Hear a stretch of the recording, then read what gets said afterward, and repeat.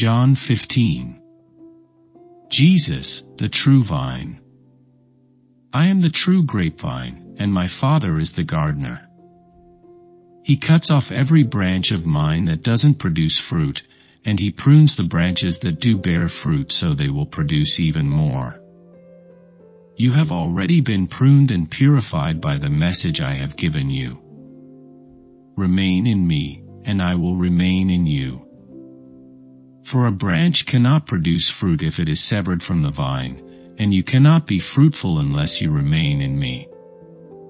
Yes, I am the vine, you are the branches. Those who remain in me, and I in them, will produce much fruit. For apart from me you can do nothing. Anyone who does not remain in me is thrown away like a useless branch and withers. Such branches are gathered into a pile to be burned. But if you remain in me and my words remain in you, you may ask for anything you want, and it will be granted. When you produce much fruit, you are my true disciples.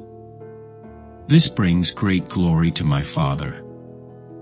I have loved you even as the Father has loved me. Remain in my love.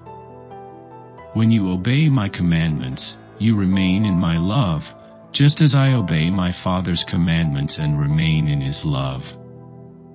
I have told you these things so that you will be filled with my joy.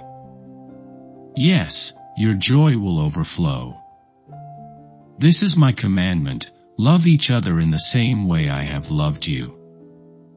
There is no greater love than to lay down one's life for one's friends. You are my friends if you do what I command. I no longer call you slaves, because a master doesn't confide in his slaves. Now you are my friends, since I have told you everything the Father told me. You didn't choose me. I chose you. I appointed you to go and produce lasting fruit, so that the Father will give you whatever you ask for, using my name. This is my command: love each other. The world's hatred. If the world hates you, remember that it hated me first. The world would love you as one of its own if you belonged to it, but you are no longer part of the world. I chose you to come out of the world, so it hates you. Do you remember what I told you? A slave is not greater than the master. Since they persecuted me, naturally they will persecute you. And if they had listened to me, they would listen to you. They will do all this to you because of me, for they have rejected the one who sent me. They would not be guilty if I had not come and spoken to them. But now they have no excuse for their sin. Anyone who hates me also hates my Father.